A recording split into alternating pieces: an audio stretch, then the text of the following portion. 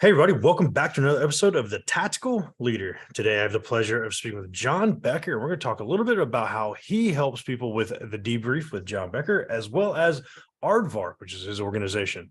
Before we begin, I'll remind you this show is brought to you by Nightly Productions. If you're a podcaster, a YouTuber, or a content creator that wants to create tactical content that delivers, head over to Nightly.Productions to find out how we can help you discover, embrace, and share your voice in that tactical way. Again, that's Nightly.Productions. Jon, welcome to the show, my friend. Thank you so much, Zach. Appreciate you having me on. Man, I'm super excited about this because you have an interesting organization that obviously ties in with AARDVARK. It ties into law enforcement, military, my background directly, different pieces there. And before we dive into too much about that, I want to give the audience just a little bit more of an intro to you, where overall you've spent 4 decades dedicating yourself to protecting tactical operators. You're the founder and CEO of AARDVARK Tactical, a leading provider of tactical equipment and custom solutions, and the founder of the Armor Manufacturer Project 7, which is a purpose-built, scalable, and integrated tactical armor built to suit operators' unique mission needs. You founded AARDVARK at like just 17, so you're a young guy that really focused on different things where you really want to focus on that tactical gear as well as climbing gear that AARDVARK originally specialized in. Beyond that, you have spent time at Loyola Law School once you became an attorney, which we'll probably poke a little bit of fun about because maybe we'll argue about that one, but Because you should. Your interest was in civil rights, police litigation, merged and developed into you really writing for a lot of the top tactical publications in a variety of different topics. You reside over in LA with your children and wife of 32 years, which is really impressive. I'm sure we'll touch on that a little bit. And overall, when you aren't running the show at AARDVARK or the Debrief with Jon Becker, you're also running Ironman triathlons, racing sports cars, speaking for organizations across the country, and honestly, just sounding like being a crazy person because I could have stopped at Ironman triathlons and that would have been too much as it is. Before we unpack that a little bit more, Jon, what's a fun fact that we might not know from that introduction? I think probably one thing that's kind of weird about my personality is I seek discomfort. It is kind of a hobby of mine to go out and look for things that I'm either not good at or that scare me and then make them my habits. So that's what led to Ironman. That's what led to racing cars. I make a habit out of seeking discomfort because I find that by pushing the edges of my personality, by pushing the edges of my skill set, you not only find out how, like Ironman taught me how deep the well is. And the only way you know how deep the well is by going to the bottom of the well. So I try in every aspect of my life to constantly challenge myself with stuff that scares me. And I've got to ask, I assume you've done the Ironman triathlons and actually completed them, not just like showed Yes. up to them and waved. How long does it actually take for you to get one of those knocked out?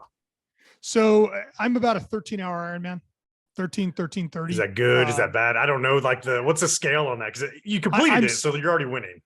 I'm 6'2", 260 pounds. So, I'm never going to be fast. As you know, from your time in military service, like you can, on a long run, you can line the people up based on size. Oh, yeah. I'm definitely not built for endurance athletics, which I guess is part of what makes it so interesting to me is I'm not built for it. So like, let's go do it. But, over the years, I've managed to take several hours off of my time from the first one that I did to the last one. And interestingly, last year at 54 set the fastest mile, 5K, 10K, half marathon, and half Ironman of my life. Wow. Which just goes to show you continually challenging yourself and pushing yourself. I'm convinced age is really just a number. And a lot of it is how hard you drive yourself, kind of gives you the results that you're looking for. Yeah, I love that. I'll disagree because at 34, when I wake up and my back hurts, like I don't know what the hell you're talking about, but no, I'm teasing, man. And we have an interesting kind of a tie-in because 15 years of government, where I worked for the government, right? I was a SWAT operator here in Atlanta, used tactical equipment. I deployed with the Army, went over there with the Green Berets, used some really cool tactical equipment. But what I recognize is a lot of it beat up my body. And a lot of it, I have small injuries here and there, the The knees hurt, the ankles hurt, the calves hurt, everything hurts sometimes. But I like that you say, you continue that continual improvement and continually push, because every morning I'm still up and getting after it, getting in the gym, maybe not as hard as some days, but I'm still working out every single day. Is that a big piece for you to like set your day with intentionality, actually get up, get moving and get that mindset right for the day? Yeah, absolutely. I have learned, a couple of things. The difference between John at 54 and John at 34 was I am much more intentional about the things that I do now. So it's, the night before, it's get ready for the next day. It's put out your workout clothes, take away your excuses, figure out what your workout is for the next day. And first thing in the morning, get up, take out the dogs and work out. And do that before checking email, before looking at text messages. Anything in my world that could absolutely be on fire, somebody has my home number. Other than that, it's not that big a fire. And so, I learned a long time ago that if you get up and check your email, your day's off to the bad start. So it's like get up, work out, then while I'm eating, I'll check my email and start my day. So yeah, that is absolutely how I start my day every day. And I find that a hard workout first thing in the morning kind of sets you up hormonally and kind of cognitively for the day. You think more clearly, you're just in a better place emotionally. And when I don't do that, I feel it. Yeah, I definitely learned that, definitely on the SWAT team, but even more in the military, right? Like if you're getting up and you're training every day, it really does kind of set your mindset with that intentionality for the day. And I'm curious to probe a little bit into that personal life, because in that world, and you went through law school, so that was time intensive. Everything you do as a business owner is time intensive. But in the world of law enforcement and military, being married 32 years is not normally a thing. I'm divorced myself. It's kind of like a piece where we get so focused on what we're trying to accomplish, the personal life falls to the wayside. So congrats on the 32 years, but what would you give some insights and some tips to those of us that are wanting to make the personal life as successful as the professional life? I think the personal life has to be the most important thing. Nobody ever lies on their deathbed and thinks, I wish I made more money. I wish I had worked more. In the end, kind of, I've come to the conclusion that the only thing that really matters is our interaction with other people. And the only thing that's really fulfilling, and I've been on both sides of the financial spectrum, right? I mean, I came out of law school and my wife and I were digging through the couch looking for change to go buy Taco Lita, right? Like we were in hundreds of thousands of dollars in debt and thought we'd never get out of it. And fortunately, over the last 35 years, we've been successful and are now on the opposite side of that. But I think that you have to have at your core an anchoring principle, right? You have to have a core set of beliefs and a core set of priorities that drive your day and drive your life. And for me, having grown up in kind of a challenging family environment, that is my family, that is my wife, and it is my kids. And, it's, you think about like in your SWAT days, right? Priority of life, right? A hostage is always worth more than a suspect, right? And so if you think of it in terms of priority of life, if the most important thing in your life is your family, everything else can fall out from there, but that is what drives you. So when my kids have something at school, I'm there. And if that means, that I'm canceling meetings, then I'm canceling meetings. But it is absolutely critical that we are driven by an internal goal and an internal set of beliefs. And core to those beliefs for me is family. Yeah, I love that piece of it. And I love touching on that. Thank you for sharing a lot of that, because I think those value systems in the military and police world and business, we apply that to that world, right? But then we kind of forget that intentionality at home. We forget to bring those same core values at home, or maybe they fall by the wayside at times. So I appreciate you sharing that piece of it, because I think that is a really important part, because if you're not happy at home, it feeds into the business. I'm sure you've seen that over the years, especially the industries you're helping support. No, 100%. And the thing is, like, even at work, one of the things that I tell new employees is that what I care about is protecting tactical operators. That is your job, is to protect tactical operators. The business, matters, but you are not going to be driven by trying to make money. You're not going to be driven by trying to, build an empire. Really, in the end, the only thing that truly motivates us and that we really care about is people. So in my case, it's very easy, right? My job is to protect people like you who are willing to place themselves in harm's way for someone they don't even know, right? When you were in your previous incarnation, you were going into dangerous situations to protect people you probably would never meet. And so it's very Absolutely. easy for me to get up in the morning and say, that's the guy I work for. Hmm. Right. So it's when you start at Aardvark, the first thing you're told is care about the end user. If you do the right thing, care about the end user, tell the truth, the rest of it will take care of itself. And I really do think it's that simple. I think that where we get in trouble is when we have conflicting interests, right? When we're like, oh, I really want to get rich, but I kind of care about this. You're setting yourself up. In the end, if you pre-make your decisions about what's important to you, you can't become emotionally compromised. I really appreciate that piece of it, because it's one of those where I would imagine you've learned this over the years, right? You're an attorney by trade, so it's a lot of education, a lot of studying. But as you've gone out over the last year, 30, 40 years, you can only imagine how much this world has changed in law enforcement, right? I started in '09. That era for the last 15 years, law enforcement, military has changed completely, even since the '90s to the early 2000s to now when I deployed in 2019. I imagine you've studied this. You're obviously very heavy into the leadership world. I pulled up a couple books on your website where you have a reading list. Lieutenant Colonel Dave Grossman, he's been a guest on the show before. I read his books years ago on the SWAT team, saw him speak, and you have an amazing amount of resources there. As you've sought knowledge and tried to read more and invest more, is there any resource like that you'd recommend to the audience for this mindset that you have now, maybe the collaborative piece of how you integrate life with work? So it's interesting because I had mentors early on in my career who I was very fortunate were very balanced people. One of literally the first guy that I interviewed for the podcast was a guy named Sid Hale. Sid retired CW05 in the Marine Corps, commander in the LA County Sheriff's Department. Sid was a guy who had kids, wife, 50-year wife, kids that loved him, great career. And there were several people like that I looked at early on and thought that's what it's supposed to look like, right? Because that was not what I grew up in. What I grew up in was instability. So seeing people who had that and were able to find that balance, I think gave me kind of an internal compass initially. I did spend a lot of time researching leadership. And I think your best kind of, overall learn how to be a leader book is probably Jocko Willink's book, Extreme Ownership. Because not only, it's interesting, it's an entertaining read, but, Jocko talks about a lot of stuff that people don't think about. Managing up in an organization, Yes. Huge. Huge. Guiding principles, those kinds of things. But one of the things that we started to do is every guest that we have on the podcast, I ask them to recommend a book or a couple of books that they think matter. And so we've taken that and built into the website what we call the list. And we're actually about to turn the list into a relational database to let you search topics. But the list is kind of the accumulation of all of the good leaders that I know and have spent time with.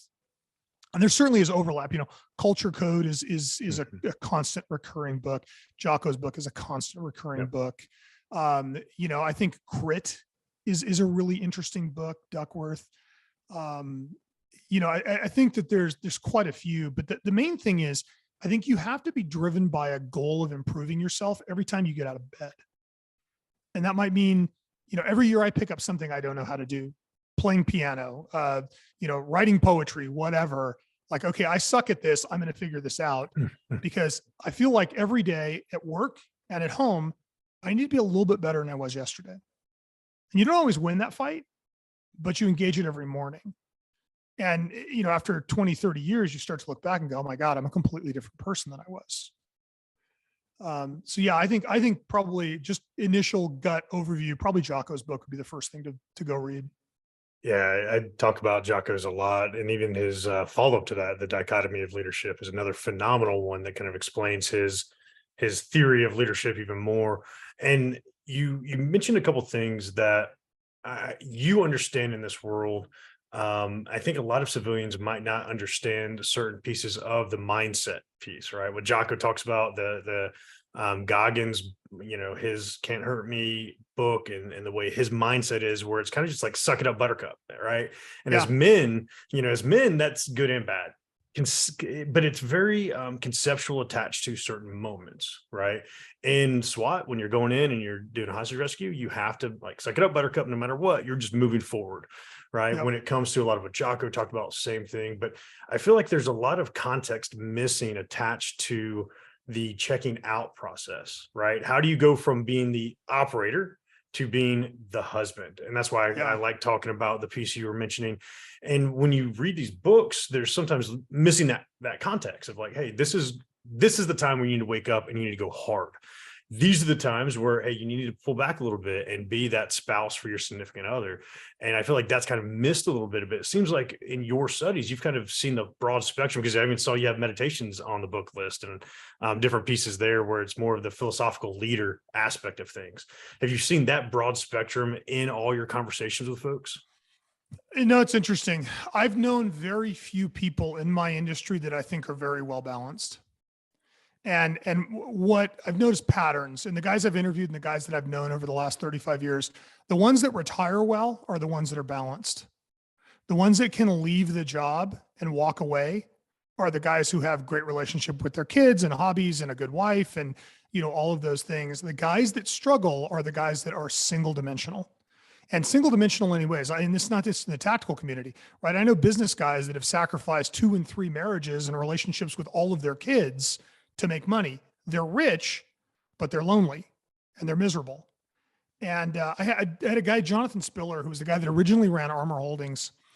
He was originally an accountant at Deloitte and Touche. And when the business started to really make like legitimate money, where I'm like, okay, this could be a living for me. I sat down with him and I said, hey, I'm starting to make real money. Like, talk to me about money and how you invest money and how you store money. And he gave me the most valuable piece of advice that I've probably ever received, which was, he said, John, money is a magnifying glass. If you're happy, it will make you happier. If you're unhappy, it will make you miserable. Make sure that you're happy before you're rich. And it's interesting because when I look at the people that I know a lot of happy poor people and I know a lot of miserable rich people. And I think at its core, like, we've got one shot at this. And if your entire life is focused on making money or succeeding in your career or screwing over other people or any of those things, you literally are wasting the time you have, right? We work because we need to work. We work because we're passionate about what we work. And I tell people, like, you spend the majority of your adult life working. So if work sucks, you better have a hell of a social life, and nobody does. So work's got to be good and you've got to enjoy it and you got to love it and you got to be passionate about it. But you've also got to constantly be striving for balance between your ambition and your morality, between your goals and your relationships, and try to make choices consciously. If you're trading something, make it a conscious choice. I have a lot of friends that have traded their marriages for money, and they always have the same reaction. I don't know what happened. No, you know exactly what happened. Yeah. You traded your marriage for money. I think it's important that we are intentional everything that we do, and really recognize at any point you're making trades. And it's really interesting when you apply that to the way you run AARDVARK. You mentioned passion. I know you talk about having a higher purpose in organizations. And I imagine with the longevity of the organization, you have passion for what you're doing. You have this higher purpose for service for certain folks. And obviously in that service industry, you're serving those folks and keeping them safe. But can you talk to us a little bit about that overall, that culture-centric leadership style that you talk about, and why having that higher purpose as you take the work-life balance and integration, why does that higher purpose mean something to the individual and the organization? So I think, like I said, in the end, people are really only made happy through their relationships with other people. And I think that if your goal is to make money, you can do that for a while, but you won't end up happy. And the majority of people that seek money won't find it. If you seek purpose, whatever that purpose is, right? My purpose is protecting tactical operators. And that's, I think, a very noble purpose. But if you seek purpose, it's much easier to find it. because you can be poor and be really happy doing something you really care about. As an organization, if my goal is, hey, go make money is not a morality. It's not a guiding light that the entire organization can focus on. I think, when I teach culture-centric leadership, what I talk about is building a culture around a common purpose. And that common purpose has to emotionally resonate. And it has to be something that people can understand immediately. It can't be, oh, we're going to hit these 7 metrics. That's not it, right? Your purpose might be to build the best house you can possibly build. It might be to make the best cake you can make. In my case, it's keep, you and your prior life safe. But as a leader, that is what you are passing down to your organization, and your organization is watching your behavior. You can write all the mission statements you want. You can have all the rules you want. It's kind of like your kids, right? You can tell your kids don't lie, but when your kids watch you lie, you teach them to lie. In an organization where you're saying, oh yeah, we care. And we see this all the time in our industry. Oh, we care about law enforcement. And then they're selling products that aren't safe. No, you don't care about law enforcement, right? Like in the end, I always say, like, the thing with culture is what drives our behavior. And every organization has a culture, right? Every group has a culture. You and your buddies have a culture. Your church group has a culture. Your family with your parents and grandparents has a culture. Those 3 cultures probably don't interact real well together. You wouldn't want to take your buddies to church with you, or you wouldn't want to take your church group home with your family necessarily, right? There's implicit in a culture a sense of morality and a sense of rules and a sense of boundaries. As a leader, you're making that whether you want to or not. So if you're not intentionally focused on creating the right culture and creating your organization's focus on its purpose, that's going to happen accidentally. And generally speaking, when it happens accidentally, it's not a good thing. And you kind of touched on it, but I would like, if you don't mind, expand a little bit, because you talked about, and you're really talking about that leadership by example, right? You have to be the example for that culture. And you touched on it a little bit, but I was writing down, how do you transfer and communicate these values down? Because that could be so important for retention, employee experience, customer experience, all these different things. If you're leading that example, but how are you also communicating it? Is it really just like showing in a large organization as a CEO, as a leader, this is what I'm going to do? Or how do you reinforce that all the way throughout the ranks, whether that's the military ranks, the police ranks, or business ranks? I think that, yes, every action you take as a leader has an asymmetric relationship with the people who work for you, right? So the chief of police can tell you to be on time. If he shows up late for every meeting, it really doesn't matter what he says, right? As a parent, Which you can happens so many times. Those leaders in the 100%. military too. It happens all the time. Just like, why do you want us to respect your time if you're not going to respect our time? And it should be mutual respect. Yeah. And the thing is that, it's kind of like when you have kids, you learn some of these lessons implicitly, and hopefully you learn them before you screw up your kids. But your kids, especially when they're young, watch everything you do. You are their TV. And so they see the way you treat people. They see the way they see when you tell the truth. They see when you don't tell the truth. They see what you care about. They see what you value. The same is true in your organization. Every interaction you have with someone who works under your command, whether it's a direct report or 3 steps down the chain, you are delivering to them maybe the only message they have about the soul of the business, right? If I'm walking through the warehouse and somebody who's 3 steps below me in an org chart, says something to me, that might be the only time I interact with that person in a month, or in 3 weeks, or in a week. So it carries a much bigger importance to them than it does to me. But you have to constantly recognize the importance that it's carrying with them. And so your actions need to be conspicuously honorable, right? You have to, it's very easy to tell the truth when it's in your favor. It's much more challenging to tell the truth when it hurts you. But telling the truth when it hurts you is when your kids learn that you tell the truth no matter what. It's when your employees learn you tell the truth no matter what, which means when we screw something up, I own it conspicuously. And I make a policy of socializing wins and personalizing losses. So, hey, Zach, we did a great job. Congratulations. This was a great deal. I appreciate everything you did. Hey, Zach, this really didn't go well. I take full responsibility for it. And unfortunately, right now, we are living in a time when the exact opposite is true, right? You look at our political leaders, you look at our business leaders, and it's, look how great I am. Look at all these things I did. Oh yeah, that went bad. That's somebody else's fault. And that can't be you. Like, if you want to have a successful organization and you want your people to act with dignity and with honor and with integrity, you have to lead that example. There is no other way. And a lot of that, what you're talking about, comes from that extreme ownership lesson that Jocko talks about, right? You take accountability, you take ownership down. The dichotomy really talks about, you take that accountability up and down, right? Where you take the ownership of the different things, and the dichotomy of leadership talks about how you still maintain accountability throughout, right? If Yes. somebody screws something up, you still keep them accountable for it. But at the end of the day, you own, hey, I didn't provide you with the proper resources attached to it. And you do a retrain, or you do something else to make sure there's corrections that are happening. So you're actually serving that employee or that team member, so everybody starts succeeding on a higher level. And I love that you're referencing that piece of it, because you're absolutely right. It doesn't happen very often. I think the younger generations, I'm a millennial, the Gen Z generation, they're that mid-20s, they're starting to come into the workforce.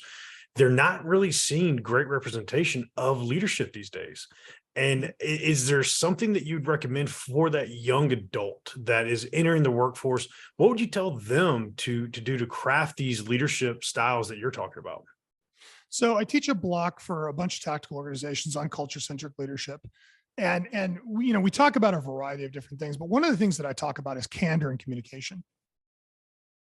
Like, you have got to be open to criticism of your own actions, and in the process, you open conversations about other people's actions. And I think one of the things that we've lost in organizations is candid conversation. And I think that we've lost that through self-centered leaders that are just trying to exploit the people that work for them. I think we've lost it through this kind of modern attack on truth, where, we constantly see people publicly lying and not suffering the consequences for it, right? Just outright lying. And it's like, oh, well, yeah, I know it's a bad thing. You look at the meltdown in 2008, and like the entire housing market melted down. Many of the largest financial firms went bankrupt. People lost their fortunes, and nobody went to jail. And there's a finger pointing everywhere. Oh, it was this, finger pointing and this, everywhere, and this, and this. Oh yeah. So organizations are people in that they get to donate money places and they get to influence politics, but they're not people in that we can't put them in jail. Right. And so what we're doing is we're creating a culture of not taking responsibility for your actions. So one of the things that I try to teach new employees and try to work with my organization to do is make sure that when we screw something up, we own it. And it's not about blaming people. One of the things that I think young leaders especially mistake is they believe that when something goes wrong, I need to figure out whose fault it is. And I have an exact opposite view of that. If Zach runs the warehouse and Zach makes a mistake, one of two things is going on. Zach's a bad actor, or the system is set up in a way that Zach's not producing the right result. If I treat it always as Zach is a bad actor, I never fix the system. If I treat it as the system is flawed and collectively we address the problem, right? It's like, hey, we made a mistake on this order. Let's figure out why this happened. What could we have done to prevent it? In the process, we may discover, oh, Zach needs more training. We may discover, hey, Zach's a horrible human being and doesn't care, in which case we need to deal with that. But if you approach it from a systemic, all of us versus the problem approach, one, people are not defensive. Two, they work collectively. And three, you're going to get to the essence of the problem much faster, right? I always say, don't fix blame, fix problems. And then there's a much higher level of buy-in at the end of it as well from the team. Oh yeah. Well, yeah, because the thing is, if you know that I'm on a witch hunt, then you're going to hide your pointy hat first chance you get. Absolutely. Right. Even if you're not a witch, get out of the way. Yeah, exactly. Even if you're not a witch, you're hiding your broom and you're hiding your pointy hat, just in case I think you're a witch. If I say, hey, look, we got a problem, let's work together. It's just, I mean, it's basic communication, right? If you think about the way that you interact with your spouse, if she comes to you and goes, I'm tired of the way you do this, you are instantly defensive. Mm-hmm. And I think in interpersonal communications, we've always got to be focused on the way our message is received. And no place is that more true than in an organization that you lead, because you have such an asymmetric effect on the people that work for you. You can make them feel really good about themselves. You can make them feel terrible about themselves. And so my view of it is if we're all working together collectively, we're going to get the right answer. My view of leadership is, as a leader, my job is to get 100% of the brain power that is available to me in the organization. Right? I want 100% of what Zach has in his head. And that only happens when Zach is comfortable, Zach feels safe, Zach is trusted, and Zach's opinion is valued by everybody else. If we're doing anything less than that, we might be getting 60% of Zach. And what I learned a long time ago is that I as a leader, my job is to get to the right answer. It's not to be the guy with the right answer. And too often we're focused on leaders being, oh yeah, I know what to do. Your job's not to know what to do. Your job's to make a decision between the alternatives. That's a huge distinction that a lot of people don't understand. Yep. And I appreciate those insights, and I appreciate you giving us these leadership concepts that obviously have worked very well for you over the years of staying in business for this long and really pushing AARDVARK forward and everything you're focused on now. And before we wrap up for this segment of it, I want to ask, what is the legacy you're going to leave on the world with everything that you're putting out there with AARDVARK, with the debrief, with protecting those that protect us? What's that legacy you're going to leave? I think, and I can actually right now, because this just happened, attach a name to that legacy. So that legacy right now is a kid named Jordan Robinson, who was just shot in our armor. Right. Jordan was shot 7 times, twice in the vest. I had dinner with Jordan this weekend. Jordan is alive and healthy because the 2 rounds that hit his vest didn't penetrate his abdominal aorta, which they would have. That to me is the legacy. The legacy is that we are caring about people who care about us, and we're protecting people who are putting themselves in harm's way. And everything that I do professionally is focused on that objective. So the debrief is an outgrowth of that objective, right? It is sharing information, because information is safety in the tactical community. And whether it's my military operator on a post in Afghanistan, right, or a law enforcement operator or a federal agent, everything that I do to make my guys smarter makes him safer. And so in the end, that really is what I hope the legacy of AARDVARK is doing the right thing by the end user and caring about their safety, in many cases more than they care themselves. And John, I absolutely love that. And as one of those people that have been a service member on both of those sides, I mean, obviously the work you're doing, I can appreciate firsthand. And it's stuff I've seen guys saved by armor. I've seen guys, unfortunately, the armor wasn't in the right spots because we can't wear armor head to toe yet. I think You're probably developing something like that, a Master Chief Halo suit at some point. We're going to work on it, I'm sure. But no, I want to give the audience an opportunity. What's the best way to reach out, find more about you? Where's the debrief? Where's all those contact informations? How can they find out more about you and what you're doing with AARDVARK Tactical? So the debrief is available on whatever platform you use for podcasts, YouTube, got a Vimeo, Apple Podcasts, Podbean, like literally wherever you go for podcasts, you can find it there. Also the website for the debrief is thedebrief.live. And that's where, kind of new episodes are launched. And on every episode, we do a lot of show notes, and we put contact information for all of our guests, because the guests that we bring on are people that are willing to share information. And then, I'm on LinkedIn. I don't do personal social media. The debrief has social media, has Instagram and Facebook, all of which are available through the website. But people are always welcome to reach out to me directly. I definitely encourage everybody to reach out.